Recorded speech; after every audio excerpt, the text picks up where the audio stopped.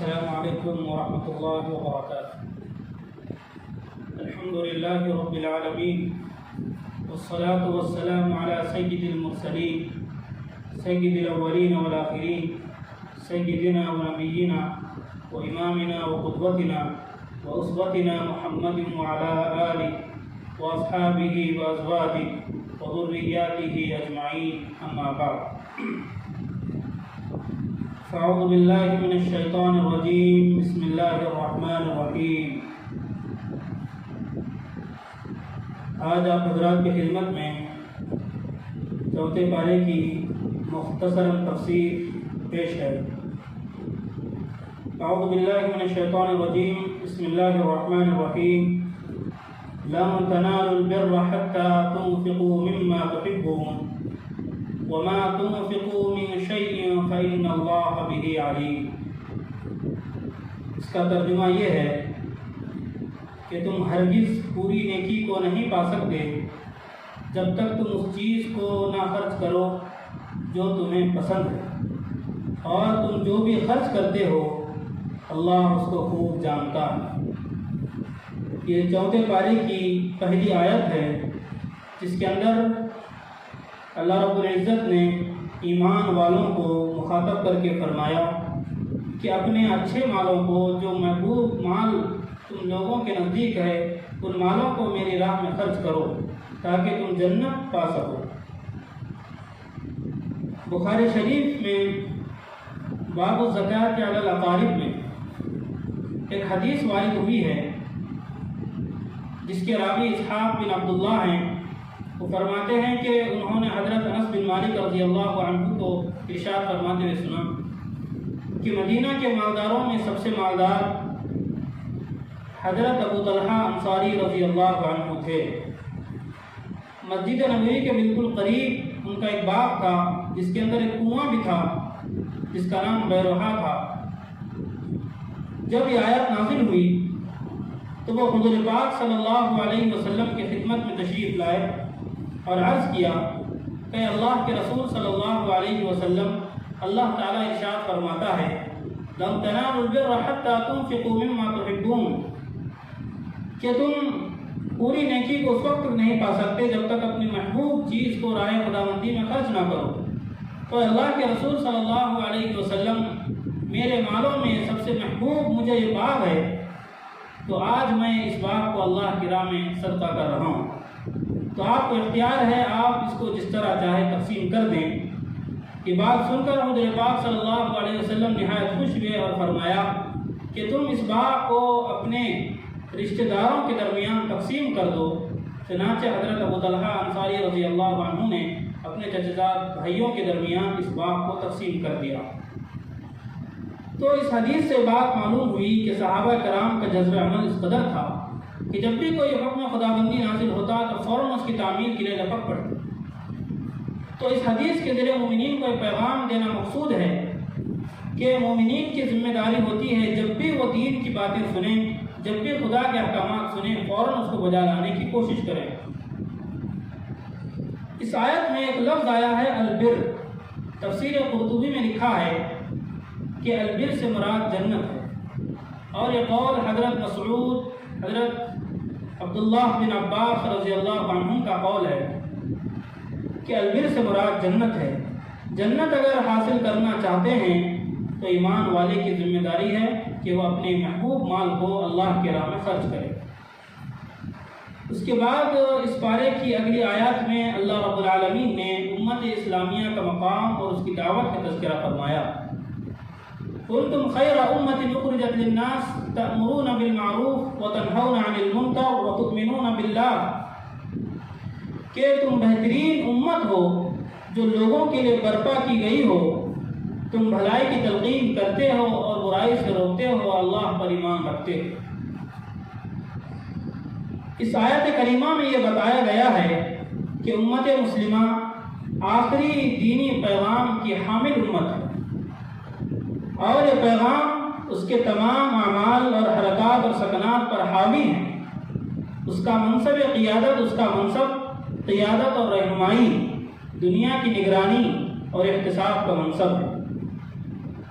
توجہ دے کر زور دے کر کہا گیا اخرجت للناس، یہ لفظ بتاتا ہے یہ امت خود نہیں نکلی بلکہ اخرجت نکالی گئی ہے۔ مجہول کا صیغہ استعمال کیا گیا اور نسبت اللہ کی طرف کی گئی۔ خروج اور ہے، اخراج اور ہے۔ خروج الگ ہے، اخراج الگ ہے۔ خروج کے اندر اپنا ذاتی فعل، انفرادی فعل، اور اخراج کے اندر کسی دوسری طاقت بالا اور ہستی کا فعل ہوتا ہے۔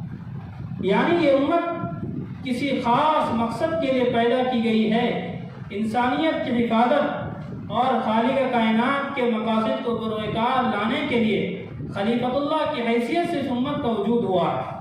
دوسری بات فرمائی امر بالمعروف نہی عن المنکر، یہ دین کا زبردست رکن ہے اور عالمگیر شعبہ ہے جس سے دنیا کی تمام چیزیں وابستہ ہیں۔ اس لیے یہ شعبہ خاص طور پر اس امت محمدیہ کے لیے الاٹ کیا گیا۔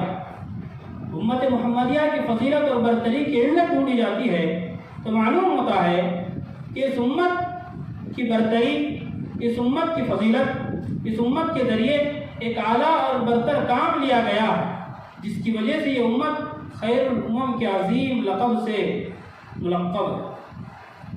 خیر الامم کا عظیم لفظ سے اس امت کو مخاطب کیا گیا۔ یہ حضرت صلی اللہ علیہ وسلم کے بعثت کی خصوصیت ہے۔ دوسرے انبیاء کی بعثت منفرد ہوا کرتی تھی، ان کی ذات کی بعثت ہوتی تھی، لیکن حضرت صلی اللہ علیہ وسلم کی بعثت کی خصوصیت ہے کہ آپ کی بعثت کے ساتھ ایک امت کی بھی بعثت کی گئی ہے۔ لیکن یہاں یہ بات معلوم ہونی چاہیے کہ یہ بعثت جو امت کی بعثت ہے یہ نبوت والی بعثت نہیں ہے۔ دو لفظ ہیں، ایک نبوت اور ایک بعثت۔ نبوت صرف اسی انسان کے لیے کہا جائے گا یہ لفظ جس کو اللہ رب العالمین نے پیغمبری کا کام سونپا ہے اور جس کو اللہ رب العالمین وحی کے ذریعے مخاطب کرتا ہے اور احکامات اتارتا ہے۔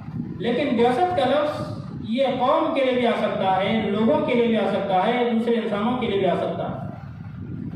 صحیح بخاری کی کتاب الادب میں یہ حدیث مذکور ہے جس میں حضور پاک صلی اللہ علیہ وسلم نے بعثت کا لفظ امت کے لیے، قوم کے لیے استعمال کیا کہ فَإِنَّمَا بُعِثْتُم مُيَسَّرِينَ وَلَمْ تُبْعَثُوا مُعَسِّرِينَ کہ اس آیت میں بعثت کا لفظ لایا گیا کہ تم بھیجے گئے ہو، تمہیں مقرر کیا گیا ہے، تمہیں نامزد کیا گیا ہے، تمہیں نصب کیا گیا ہے، تمہاری ایک حیثیت ہے، اس حیثیت کو بیان فرمایا بُعِثْتُم مُيَسِّرِينَ کہ میسرین کہہ کر یہ بتایا سہولت پیدا کرنے کی حیثیت سے تمہاری بعثت ہوئی ہے، تمہیں دنیا میں بھیجا گیا۔ وَلَمْ تُبْعَثُوا مُعَسِّرِينَ کہہ کر یہ بتایا کہ مشکلات پیدا کرنے کے لیے تمہاری بعثت نہیں ہوئی۔ تو معلوم ہوا کہ یہ امت زندگی کا ایک خاص متعین مقصد اپنے پاس رکھتی ہے۔ دنیا کے لیے مکمل دعوت، دنیا کے لیے مکمل نظام حیات کی امت رکھتی ہے۔ اس کے بعد اللہ رب العالمین نے بہت سی باتوں کا تذکرہ فرمایا جن میں ایک اہم بات یہ ہے کہ دنیا کی حقیقت کو اللہ نے بیان کیا کہ دنیا یہ تو ایک دھوکے کا سامان ہے۔ كُلُّ نَفْسٍ ذَائِقَةُ الْمَوْتِ وَإِنَّمَا تُوَفَّوْنَ أُجُورَكُمْ يَوْمَ الْقِيَامَةِ فَمَنْ زُحْزِحَ عَنِ النَّارِ وَأُدْخِلَ الْجَنَّةَ فَقَدْ فَازَ وَمَا الْحَيَاةُ الدُّنْيَا إِلَّا مَتَاعُ الْغُرُورِ کہ پہلی بات تو یہ کہی کہ یہ ایک حقیقت ہے کہ ہر آدمی جو پیدا ہوا ہے، ہر انسان جو اس دنیا میں ہے، ایک نہ ایک اس کو مرنا ضرور ہے۔ دوسری بات یہ بیان کی کہ کامیابی اصل کس چیز میں ہے؟ فرمایا فَمَنْ زُحْزِحَ عَنِ النَّارِ وَأُدْخِلَ الْجَنَّةَ فَقَدْ فَازَ جو جہنم سے بچا لیا جائے اور جنت میں جس کو داخل کیا جائے یہی اصل کامیابی۔ فَمَنْ زُحْزِحَ عَنِ النَّارِ وَأُدْخِلَ الْجَنَّةَ شرط ہے کہ جہنم سے بچا بھی لیا جائے اور جنت میں داخل بھی کیا جائے۔ تو شرط بیان کی کہ یہ کامیابی کی شرط ہے کہ آدمی جہنم سے بچ جائے اور اللہ اس کا داخلہ جنت میں کرے۔ تو اللہ سے ہم دعا کرتے ہیں اللہ تعالیٰ ہم تمام کو جنت میں داخل ہونے کی توفیق عطا فرمائے۔ اس کے بعد آگے بیان کیا وَمَا الْحَيَاةُ الدُّنْيَا إِلَّا مَتَاعُ الْغُرُورِ دنیا تو بس دھوکے کا سامان ہے۔ حدیث پاک میں آیا ہے إِنَّ الدُّنْيَا حُلْوَةٌ خَضْرَةٌ الدُّنْيَا حُلْوَةٌ خَضْرَةٌ کہ دنیا کی مثال ایک سرسبز و شاداب جگہ کی طرح ہے، ایک شیرینی کی طرح۔ شارحین نے بیان کیا کہ جس طرح میٹھی چیز زیادہ دیر نہیں رہ سکتی، اسی طرح یہ دنیا بھی زیادہ دن تک، زیادہ سالوں تک نہیں رہ سکتی۔ دوسری بات کہی حدیث پاک میں خضرہ سرسبز و شاداب، ہم اور آپ دیکھتے ہیں کہ جو ترکاریاں اگتی ہیں اسے اگر فوراً نہ کاٹا جائے تو پھر وہ ترکاریاں سڑ جاتی ہیں، یعنی مختصر مدت ان ترکاریوں کی ہوتی ہے، اگر نہ کاٹا جائے تو سوائے نقصان کے ہاتھ کچھ نہیں لگتا۔ ٹھیک دنیا کی مثال اسی طرح ہے، اگر دنیا میں رہتے ہوئے جلدی اگر ہم لوگ نیک کام نہیں کریں گے تو پھر یہ دنیا ختم ہو جائے گی، اس سے پہلے ہم ختم ہو جائیں گے۔ تو آدمی کوشش کرے اس بات کی کہ دنیا میں رہتے ہوئے آخرت کی تیاری کریں۔ اس کے بعد اس سورۃ آل عمران کی صورت چل رہی تھی، اس سورت کی آخری آیت میں اللہ رب العالمین نے مومنین کو ایک نصیحت فرمائی، یا ایھا الذین آمنوا اصبروا وصابروا ورابطوا واتقوا اللہ لعلکم تفلحون، کہ ایمان والو صبر کرو اور مقابلے میں مضبوطی کرو اور سرحدوں پر جم جاؤ اور اللہ سے ڈرتے رہو تاکہ تم کامیاب ہو جاؤ۔ پہلی بات جو بیان کی، اصبروا، صبر کرو، یعنی جو مشکلات راہ حق میں آئے اس پر جمے رہو۔ صبر کے معنی ہیں پختہ بنے رہنا، جمے رہنا، ثابت قدم رہنا، اپنی جگہ سے نہ ہٹنا، یہ اصل صبر کے معنی ہیں۔ دوسری بات فرمائی وصابروا، یعنی جو مصیبتیں مخالفین اور معاندین کی جانب سے آئیں اس پر بھی تم کیا کرو، صبر کرو، اس پر بھی جمے رہو۔ تیسری بات فرمائی ورابطوا، خارجی دشمنوں اور اپنے اندرونی دشمن یعنی نفس دونوں کے خلاف ہمیشہ مقابلے کے لیے تیار اور مستعد رہو۔ یہ سورہ آل عمران کی آخری آیت تھی۔ اس کے بعد سورہ نساء شروع ہونے جا رہا ہے، سورہ نساء شروع ہونے جا رہی ہے۔ یہ سورت سورہ بقرہ کے بعد قرآن میں سب سے بڑی سورت ہے، دوسرے نمبر کی بڑی سورت ہے۔ اس سورت کے اندر اللہ رب العالمین نے آئینی قوانین اور سماجی اصلاحات کا تذکرہ فرمایا، خصوصاً عورتوں کے تعلق سے تفصیل کے ساتھ مسائل اور احکامات عرض کیے گئے۔ اس صورت میں خاص طور سے میراث اور طلاق کے مسئلے کو بڑی تفصیل سے بیان کیا گیا، کیونکہ یہی دو چیزیں ہیں کہ اس میں بہت سے لوگ مبتلا ہیں، الجھے ہوئے ہیں، اور یہی دو چیزیں ہیں میراث اور طلاق، اس میں لوگ الجھے ہوئے ہیں، اور یہی دونوں چیزیں اختلاف کا سبب بنتی ہے، امت کے درمیان توڑ کا سبب بنتی ہے۔ اسی لیے اللہ رب العالمین نے تفصیل سے عرض کیا۔ طلاق کی بات انشاءاللہ کل ہوگی، آج میراث کے متعلق مختصراً عرض کیا جائے گا کہ میراث کا بیان اللہ رب العالمین نے تفصیل سے 2 صفحات میں بیان کیا، اور اس کے بعد اس کی آخری آیات میں بھی اس میراث کا تذکرہ اللہ رب العالمین نے فرمایا کہ میراث کا بیان شریعت کا یہ اصول ہے کہ جب آدمی کا انتقال ہو جائے اس کے بعد سب سے پہلے اس کے مال سے کفن دفن کیا جائے گا، نہ اس میں زیادتی کی جائے گی، نہ اس میں فضول خرچی ہوگی، نہ اس میں کنجوسی سے کام لیا جائے گا۔ اس کے بعد میت کا جو قرض ہے اس قرض کو ادا کیا جائے گا۔ اگر قرض میں پورا مال چلا جاتا ہے میت کا تو پورا مال قرض ادا کیا جائے گا، کسی کو میراث نہیں ملے گا۔ تیسری بات کہ اگر میت نے کوئی وصیت کی ہے تو اس کی وصیت کا نفاذ مال کے 3/4 حصے میں ہوگا، مال کے 3 حصے کیے جائیں گے، اس کے 1 حصے سے اس کی وصیت ادا کی جائے گی۔ اگر میت وصیت کرے پورے مال کی تب بھی اس کے 3/4 مال سے وصیت نافذ ہوگی، بقیہ مال اس کے ورثہ میں تقسیم کیا جائے گا۔ تو اللہ رب العالمین نے تفصیل کے ساتھ بیان کیا، یوصیکم اللہ فی اولادکم للذکر مثل حظ الانثیین، کہ اللہ رب العالمین تمہیں اپنے اولاد کے متعلق وصیت کرتا ہے، مرد کو 2 عورتوں کے برابر حصہ ملے گا۔ یہ ایک ایسا قاعدہ کلیہ ہے کہ جس میں اللہ رب العالمین نے لڑکیوں اور لڑکوں دونوں کو وراثت کا مستحق اور حقدار قرار دیا، اور ساتھ ہی ساتھ دونوں کے حصے بھی مقرر فرمائے گئے۔ قرآن مجید نے لڑکیوں کو حصہ دلانے کا اس قدر اہتمام کیا کہ لڑکیوں کے حصے کو اصل قرار دیا۔ یہ نہیں کہا للانثیین مثل الذکر مثل حظ الذکرین کہ مرد کو دو عورتوں کی طرح یعنی دو عورتوں کا جو حصہ ہوگا وہ مرد کو ادا کیا جائے گا، یہ نہیں کہا، بلکہ یوں کہا للذکر، پہلے کہا للذکر مثل حظ الانثیین، یعنی جو مرد کو حصہ ملے گا وہ دو عورتوں کے برابر کا حصہ ملے گا، عورت کو ایک حصہ ملے گا تو مرد کو دو حصے ملے گا۔ تو قرآن کریم کے اس اعجاز پر قربان جائے کہ کتنی تفصیل کے ساتھ قرآن پاک نے وراثت کے حقوق، وراثت کا طریقہ، اس کے کیا احکام ہے، تفصیل سے اللہ رب العالمین نے بیان فرمائے کہ لڑکے کو دو، لڑکیوں کو ایک حصہ دیا جائے گا۔ جو لوگ میراث کے اندر اپنی بہنوں کو حصہ نہیں دیتے ان کو ڈرنا چاہیے اس بات سے۔ اللہ رب العالمین نے خود حصہ مقرر کیا لڑکیوں کا۔ زمانے جاہلیت میں عورت کی کوئی مثال نہیں تھی، عورت کے ساتھ ظلم کیا جاتا تھا، عورت کی کوئی حیثیت نہیں تھی، لیکن جب اسلام آیا تو اسلام نے عورت کو ایک معزز مقام عطا کیا۔ میراث میں عورت کو حصہ نہیں دیا جاتا تھا زمانے جاہلیت میں، لیکن جب اسلام آیا تو کہا کہ میراث میں عورتوں کو بھی حصہ ملے گا، بہنوں کو ملے گا، بیٹیوں کو ملے گا۔